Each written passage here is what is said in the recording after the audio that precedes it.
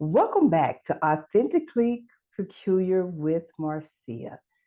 I'm super elated to have my guest here with me today, Miss Dominique Marcus, who is a licensed clinical social worker here in Georgia, as well as New York. On top of that, she offers supervision, I believe some mentoring as well to people. But one thing that stands out for me is you knew on purpose that you were going to work with the BIPOC community, that you wanted to create those safe spaces so that they can address those anxiety and depression and just everyday life adjustments. A lot of people don't understand how important that is because those people end up suffering with some type of chronic illness and you're there to support them. So thank you for being there for women who struggle, who don't know how to relax. Thank you for your service in the mental health community. And thank you for your yes today. Thank you for having me. I really do appreciate being here. You're so welcome. I saw one of your TikToks and I was like, I've got to get her on. I've got to have a conversation because I'm a trauma specialized therapist as well. And I really want us to create this avenue for people to be free from all of the things that trauma does in their life. So, as you are a licensed clinical social worker and working with the BIPOC community, what are some, I guess, general traumas that you've seen within our community? And I know they're vast, but just some of the general ones that you treat. Um, the first thing that came to mind was being disconnected from your body. Oof. I see that a lot. And the number one thing that most of my clients have is high blood pressure. Okay. And so I'm always like, okay, you check your blood pressure? Mm-hmm. I'm like, you're taking high blood pressure medication. Why are you not checking your blood pressure as often as you can? Mm-hmm. And so, and not even just with blood pressure, but just being like ignoring what's going on in your body. Yeah. So if you have a headache, if you are in pain, like a lot of my clients push through that pain. And so that's Mm-hmm. something that I try to work on with them really early in the session is pay attention to your body. What is your body Yeah. saying to you? How can you slow down? And I think that is one of the most difficult things that they struggle with is being connected to your body because they don't Mm-hmm. know how. So like using yoga, using breathing techniques is something that I Mm-hmm. definitely incorporate in my practice.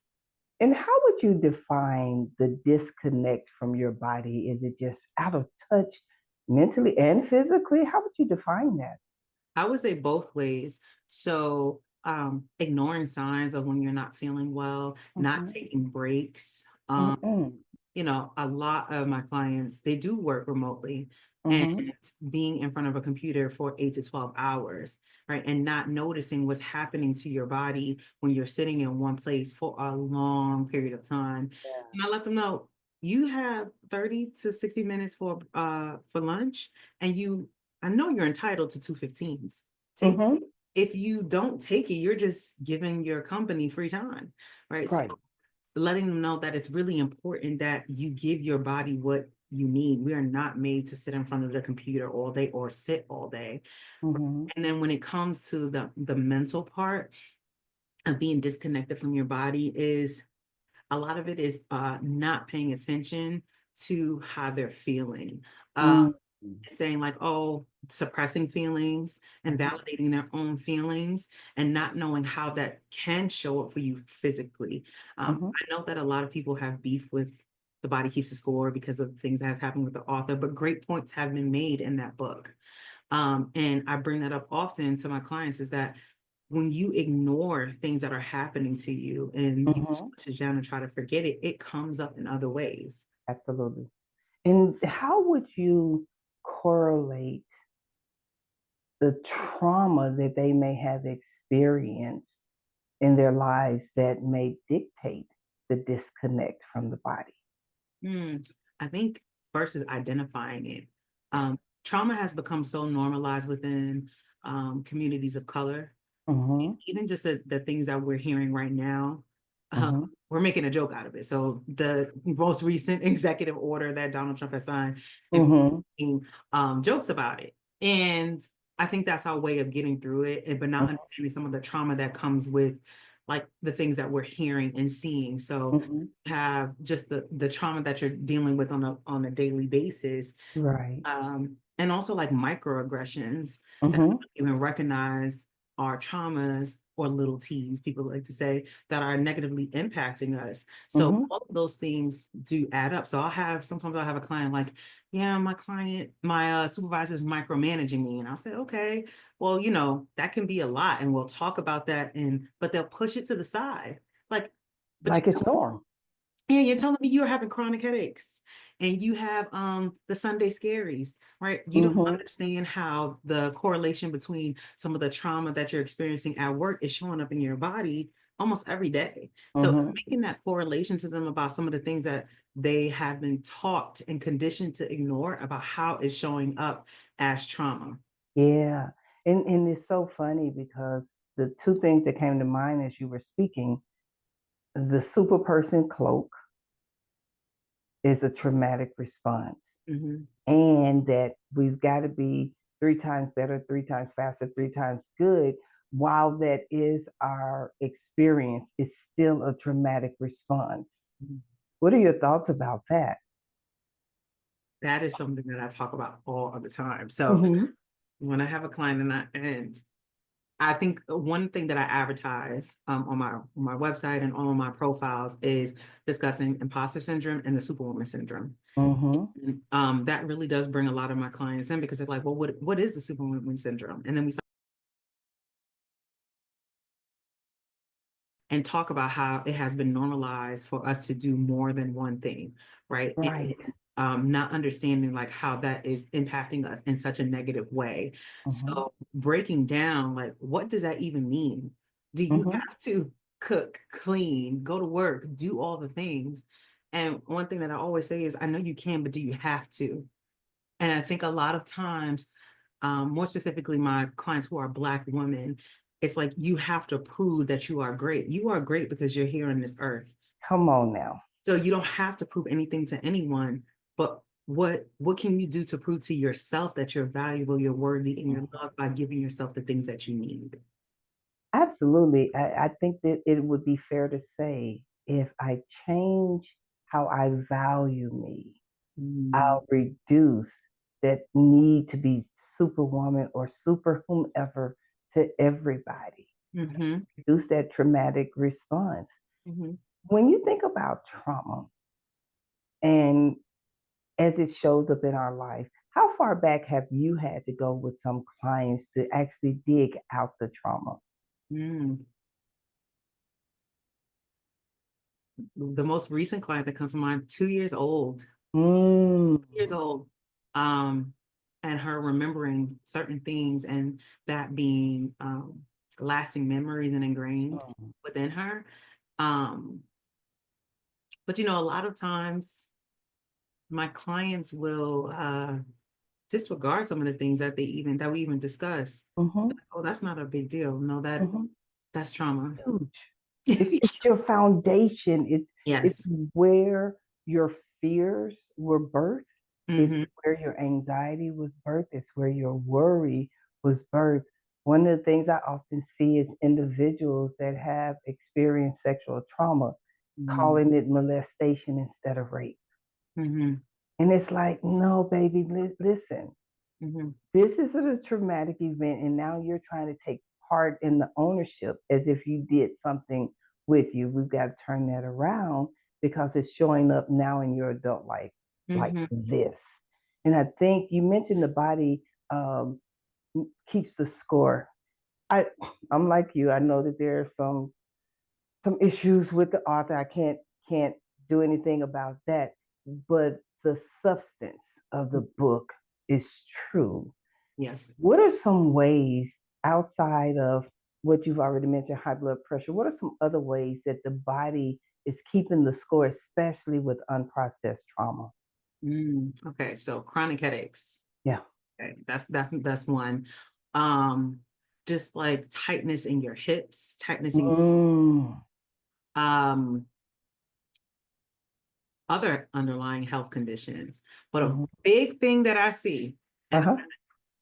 stomach problems, irritable Yes. bowel syndrome, right? So I had a client and she was like, "Oh, Dominique, I'm always nauseous. I've been having these stomach issues since I was a kid." And I was like, "Okay." I was like, "Always, I need you to go to an allergist. Mm-hmm. I need you to go to a gastro specialist, but Mm-hmm. also understand that your anxiety and your stomach issues are directly aligned." Yes. And like connecting those pieces with them, Mm-hmm. because there has been a lot of research done about how stomach issues is directly correlated with anxiety, and people don't know that. Right, so you're taking all this medication, not realizing that, oh, my stomach problems is related to the fact that I'm having a really hard time Mm-hmm. balancing my anxiety. And I think it's important for us to get that message out that our organs will naturally become attached to our unprocessed trauma, to our anxiety and our depression and things of that nature. But I want the audience to also understand most people in medical school may get 2 semesters, if that, of mental health, if that's not their specialization. Mhm. So they don't often get into how your anxiety, how your stress levels are really impacting the other functionality of your bodies. What do you think we can do to help get that message out that, listen, you may not need all this medication. We Mhm. may need to address your trauma. We may need to get you sitting down with a sound bowl session, doing some yoga and some meditation to Mhm. help reduce that. What's the whole underlying message we need to get out? Everything is not a quick fix. I think that medication is a quick fix. Mhm. And so, when I'm having conversations with my clients and we start talking about medication, Mhm. I always have this conversation. So, listen, I'm not a big advocate for meds, but I'm going to let you know if I feel like it is something that you do need and you should consider. Um, Mhm. but let's talk about what these other options are. And I Right. think that some people, they may know the information, but they don't utilize it. And so, Mhm. there's telling you that you need to be more active, if you need to do all these other things that may be a little bit holistic, but that seems like, oh, I have to do that for 6 months instead of taking a pill. Mhm. In our society, we want everything instantly. So if it's Yeah. not instantly happening, we're like, this is too much. Give me a pill and I'm gonna go about my day. Mhm. Mhm. So And when you and invest, you got to invest in yourself, and I think that that's something that people have to understand. absolutely, and not get so um, committed to the pill. But the other thing I would say is not get so committed to the idea of your mental health diagnosis. Understand exactly what you've been diagnosed with, some of the symptomology of it, and then the treatment. But don't wear it like a cloak. Mhm. What's your thought about that? I'm so glad you said that. One thing that I do in all of my sessions is psychoeducation. Yes. Okay, if I'm giving you a diagnosis and I let them know, well, one, I have to give you one because I'm using insurance. I make that very clear, right? But if I'm giving you this diagnosis, I want you to understand why. What is your Mhm. understanding of it, right? What are some of the symptoms? What have you noticed? How does this now make you feel to have this information? But I also let them know I am not attached to this diagnosis that I am providing to you. And there's a shirt that I have and it's fading, and I wish I could buy it again. It says mental illnesses are not adjectives, right? Mm. Does not describe who you are, right? Mhm. It is just a part of you, Yes. right? It's not And the sum total. yeah, and because I think that that's something that people really struggle with. I'm Mhm. bipolar, I'm anxious, I have anxiety, I have been Mhm. diagnosed with. It's the language that you Mhm. use when you get these diagnoses. And I think that it's really important to the provider to explain that, right? Mhm. Like, explain that this is what is going on within your body, and not everything that comes with the way you have chosen to live or you are living Mhm. bad, right?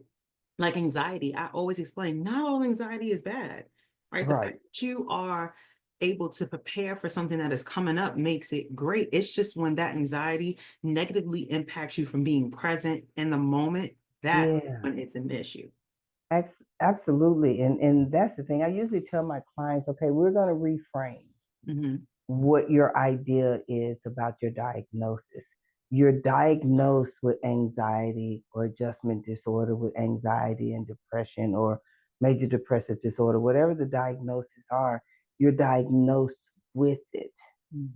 You don't have it in the sense of getting dressed in, I got to put on my anxiety today. I got to put on my depression. And when it's explained to them like that, it's like, listen, you're having a natural response to traumatic situations. And this is what the diagnosis is.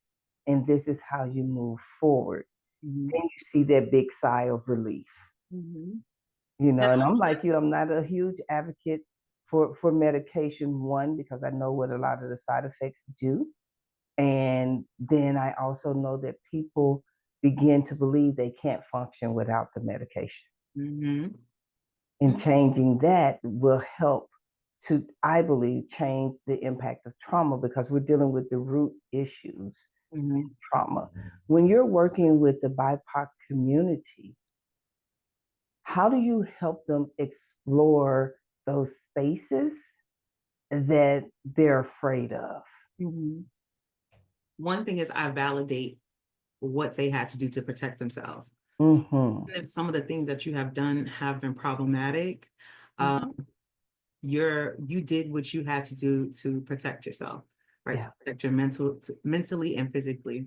So I try to validate first what they have already done to cope with whatever traumas they have experienced. Because when you come from a strength-based perspective, it's like, oh yeah, like I did try to do these things. Not everything that you're doing is bad. And also sometimes attaching some of the things that they hear on social media to what they're already doing. So I had a client come to me and was like, Dominique, yeah, I went to the doctor and they said I should be doing CBT. And I said, you are. You are. And they're like, oh, I am? You sure are, girl. Yep. So every day. Even when it comes down to things like EMDR, someone said, you know, are you certified in EMDR? I said, well, let's look at it this way. I'm African American. They stole the information from the African culture, brought it back to America, and put it into a formula to make it make sense to people that aren't African American or African, because we do that. It's what we do. And she's like, oh, I didn't know that. It's so amazing when they hear terminology. It's like, can we try that? We're already doing that. What do you think these things are that we're going back in your past on, and you're actually putting into place, okay, how is this happening with me? Where's my movement? What is my somatic response? When somebody says somatic, I said, baby, we do that every time you come to session, because I ask you, where are you feeling this in your body? What's your thoughts about so many different techniques that have been built within Western civilization, and how we can utilize them with BIPOC community clients? I got my own thoughts about it, but I want to hear your thoughts. I'll never forget when my first job out of grad school, the person who I was training was under asked me, what modality do you use? And I was like, right. No, right. Like this is my first job and I got so flustered. But after all of my experience, I realized I don't just stick with one modality. I believe that every modality has its different benefits, right? So like CBT is great because you are diving into some of the thought processes that you have, but also CBT may not be culturally competent, right? DBT was created for people who have borderline personality disorder. Right? So like everything has its different benefits. So I try to take what I need from each one, especially, and even solution focus, right? So if my client is coming to me with something that is short term, okay, well, let's look at this, how to solve this thing together, and then we can move forward. So I think it's pulling from each one, but also understanding that I am a Black woman and most of my clients are Black women, or they are Black people or people of color. All right. And so understanding that some of the things will not apply or will undermine their experience. So a lot of things that we talk about is forgiveness. I remember I shared this worksheet about forgiveness, and one of the phases of forgiveness is like identifying some of the challenges that the person who caused you harm did, right? And I was like, I don't want to do that. I'm like, no, it's okay if you are not ready to empathize with somebody who has caused you harm, right? It's okay if that's a step that you feel like you can't talk about, right? And you can't humanize them, but it's still important to the fact that you do need to let this go for your own self, right? Forgiveness does not mean that you are saying that what they did is okay. It's just letting them have power over you. So I think that with all these modalities, you do have to take your own experience as a person of color and figure out how you can tweak it to make it apply to your clients. Absolutely. When I was in grad school and they were talking about modalities, and I instantly said, I am eclectic. No, no, no, you can't be eclectic. No, but I can. I have a baseline in existentialism, but I'm eclectic. That means I'm meeting my clients where they are and identifying which of these tools are going to be most helpful. Because personally, I think that if you look at any of the modalities, you can glean stuff from each one, like you said, and apply it to the situation. And you mentioned forgiveness. Do you remember a couple of years ago when there was this hype with therapists telling people you don't have to forgive? Do you remember? Okay, so it was a thing, and I would cringe. And I have a couple of associates that are therapists that would tell their clients that, and I said, I can't knock whatever your messaging is to your clients, but what I can tell you is a lack of forgiveness impacts your body. Forgiveness is never about the other person. It's always about you and how you release yourself. The other thing that you mentioned is not having to say, I have to forgive you because you went through some things too, but understanding somebody else's story that put you through some things. Particularly, I'm thinking about the mother daughter dynamic. What are your thoughts about daughters trying to identify their mother's story and helping them release their trauma? It's interesting that you bring this up because I have a few clients that we are having these conversations about their parents. And I always start with, I am not a parent, right? So I will never understand that perspective, but I am a daughter. And understanding that in therapy, there are three sides to every story: my client's side, the other person that was involved, and the actual truth. And so a lot of times I feel like there's like this narrative online that like when people have experienced something with their parents, the parent is bad, the parent is wrong, the parent must be punished. And I think about my mother, and I love my mother, but also my mother has made mistakes, right? Every parent, everybody makes mistakes, right? I do, even in session, right? Listen. So what I try to do with my clients when we're talking about the dynamics of parent and child is your parent did the best that they could with the tools and the skills that they had, right? And that's something that you do have to recognize. When you recognize that, you can decide how you want your parent in your life. Yes. And and a lot of people like, cut your parents off. What I don't ever say that to my clients. I say, do what you need to do. I am never going to judge you for whatever you decide to do. But I do understand culturally that is hard, right? And especially when I have clients who are like first generation. So like they're from the Caribbean or from African countries or, wherever, right? Just to cut your parent off, it's a really hard decision to make. And so we go through steps. How can you set boundaries in your relationship with your parent, right? And letting them know, like, culturally, whatever you do is going to be disrespectful because you are not being community centered. You're being individualistic in some sense. And in some communities, that's frowned upon. So it's like going through these series of steps with when it comes to parent-child relationships. Yeah. Always lead with your parents did the best they could with the tools and the skills that they have.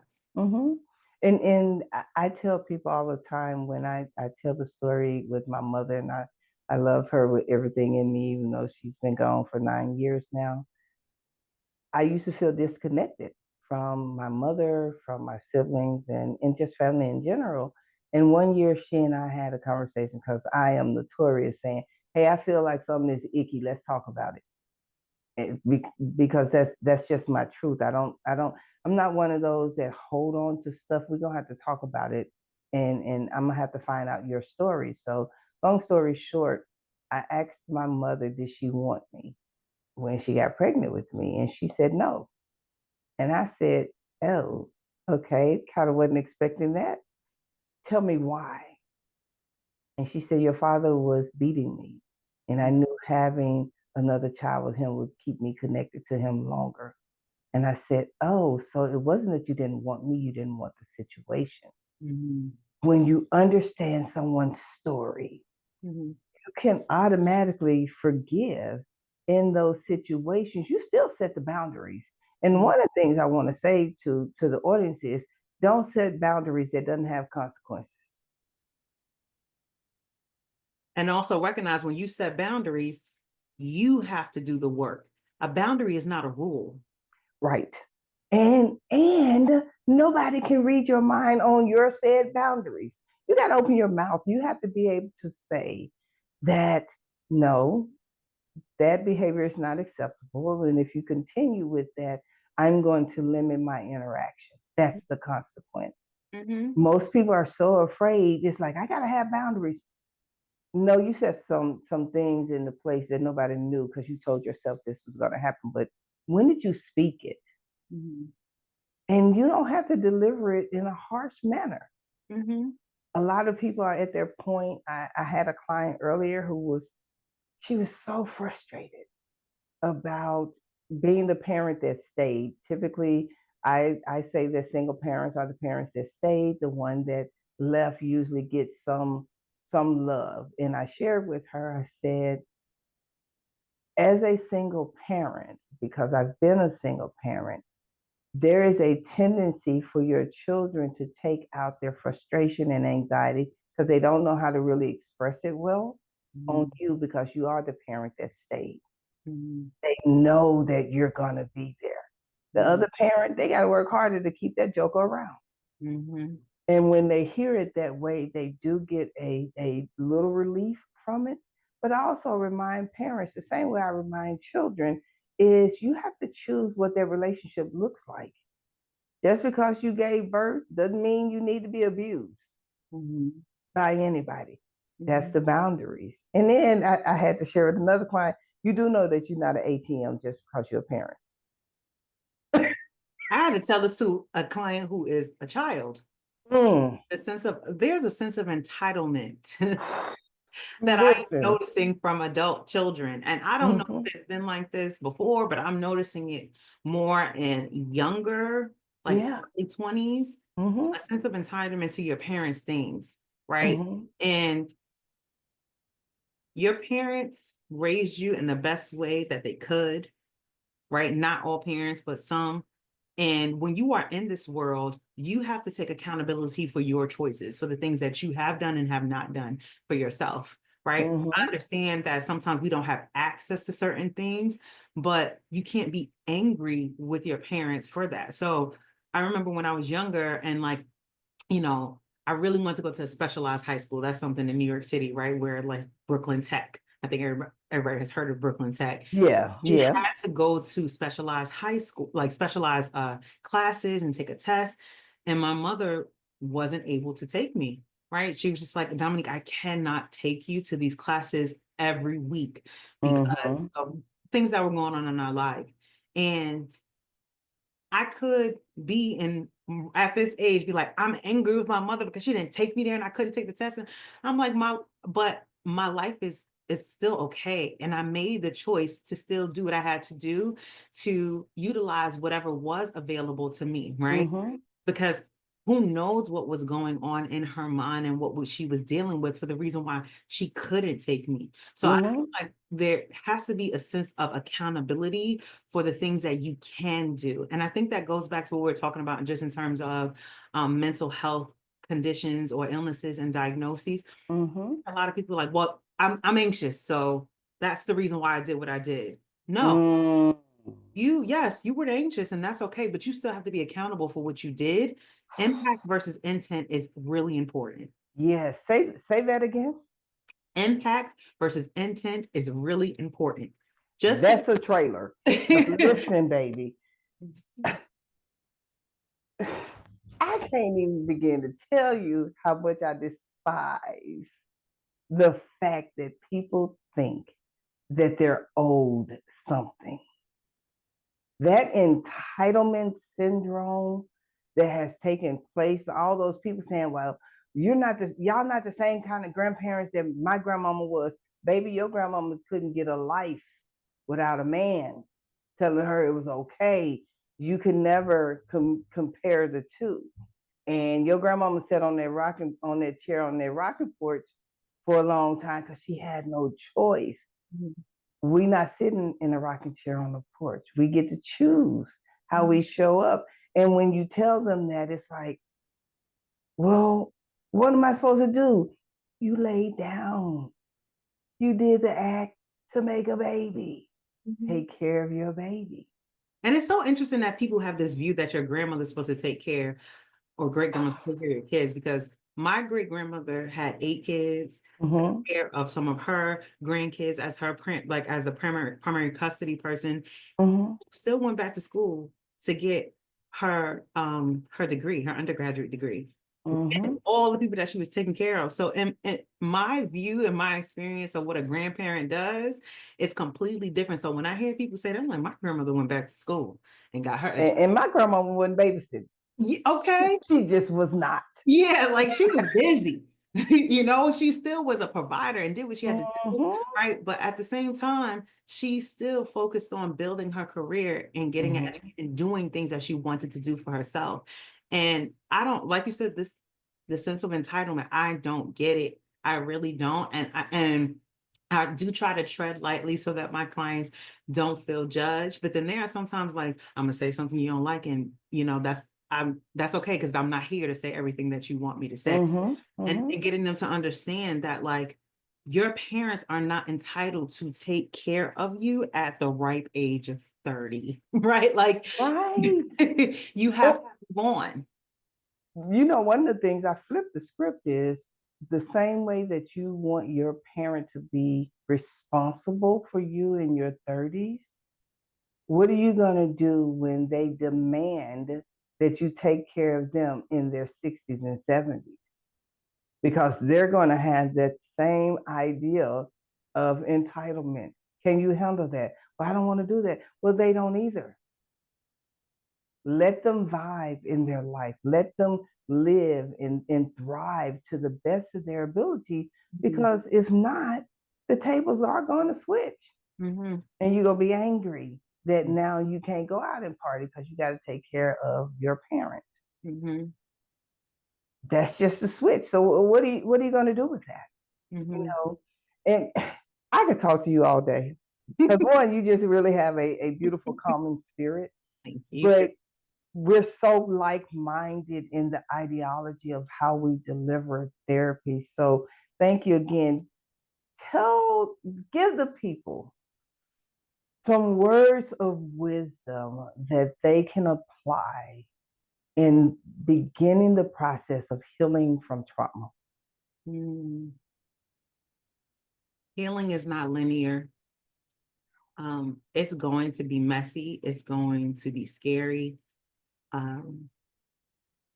But you have a community, and especially when you enter into therapy, it's really important that you utilize that space and talk through some of the things, even if you feel like it's small, right? Still talking about it and understanding that it's not linear. There are going to be good days and there's going to be bad days. Mhm. And also that your trauma does not define who you are, Mm, go in life. yes. Thank you. Those are great words of wisdom, especially that latter part. Your trauma is not your definer. It's just an extension of who you are. And Mhm. you don't owe your trauma anything but release. That's it. So can you tell them how to find you on social media and your web address in case they want to connect with you for therapy services? I'm telling y'all need to follow her on TikTok and Instagram. I'm gonna let her shout it out herself, but it's a lot of good information. But this is the part that I want the therapist to know. You need to follow her as well, because the Yeah. wisdom that she gives in regards to entrepreneurship, how to build your business, and things of that nature is huge and it's important. So let them know how to find you. Okay, so I'm the owner of Contemporary Healing Spaces. So I'm on Instagram as Contemporary Healing Spaces, TikTok, Contemporary Healing Spaces, or CH Spaces if you want to put the direct username. My website, again, Contemporary Healing Spaces. So if you're interested in booking a free 15-minute consultation, you can go on my website and put a request in for a consultation. I am also on Psychology Today and Therapy for Black Girls. Again, my name is Dominique Martin, so you can look me up that way. And I'm licensed in New York and Georgia. So you are not licensed in those states. I mean, in those states, I cannot take you on as a client just yet until they get this interstate compact together. That's another conversation. But on all social media platforms, Contemporary Healing Spaces, and then other platforms, Dominique Marcus.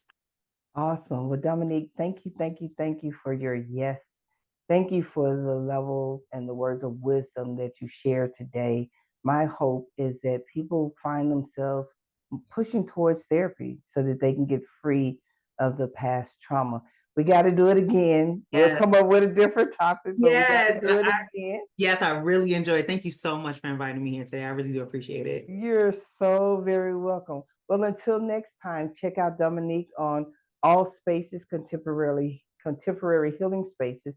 You know, go over to Authentically Peculiar with Marcia on YouTube or Facebook, Instagram, Peculiar One MRB on TikTok, all of that. But go out there. The best way to find me, marciablaine.com. Look at everything, sign up and subscribe to the weekly blog and newsletter. I'm telling you, you're missing out on some good information. Buy a couple of books or two, tell the past to go to hell. You can grab you one. All right. So again, you all have a great one. Make sure that you love on yourself, deal with your trauma. And until next time on Authentically Peculiar with Marcia, be good to yourself. Take good care.